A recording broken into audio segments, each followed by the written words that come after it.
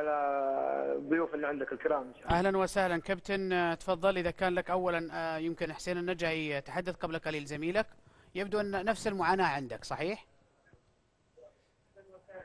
والله اول شيء انا ما سمعت ايش قال حسين يعني. طيب. بس انا اقول لك انا كنت موجود يعني. تفضل يا كابتن. اكيد نفس المعاناة يعني. هم متصلين علينا قايلين تعالوا خذوا حقكم او عشان تصلحوا المخالفة.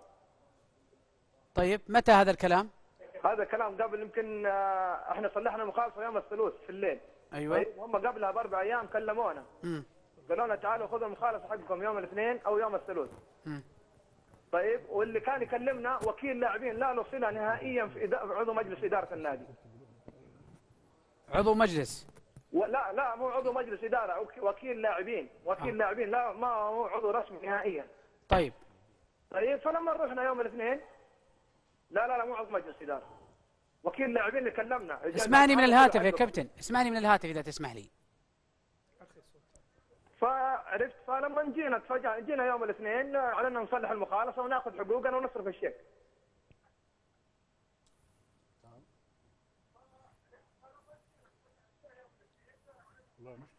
الو كابتن سعود.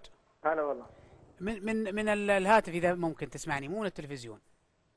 طيب ابشر. طيب كابتن، بعد ما رحتوا البنك وجدتوا انه بدون رصيد؟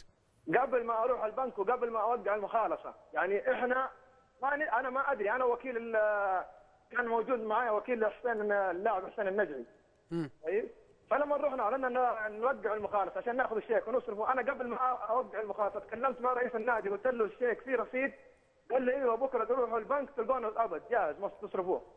رئيس النادي ما ندري ان الحساب هذا حق الاحتراف يعني. في لاعبين صرفوا لهم من حساب ثاني، لانه احنا قبلها موصين يعني وصوا علينا ناس قبل ما نجي لازم تتنازلوا على مبالغ عشان نقدر نصرف. احنا قلنا هذا حقنا ما نقدر نتنازل، هذه هذا انا منتهي عقدي معاكم، ابغى حقي كامل.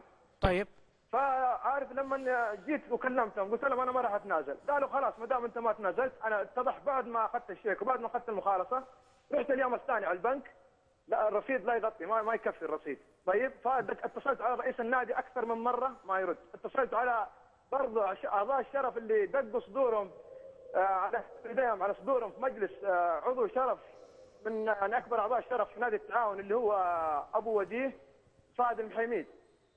عارف ما يردوا علينا نهائيا. ما خلاص اخذوا المخالصه ولا يردوا علينا. هم هذا اللي يبغوه سووه، اخذوا المخالصه. وان الشيكات صارت قالوا ايش اللي فهمنا انه روحوا خذوها من لجنه الاحتراف. يعني هم ضمنوا انهم بس وقعنا المخالصه عشان يوم الربوع اخر يوم يروحوا يمديهم يسجلوا على اللاعبين.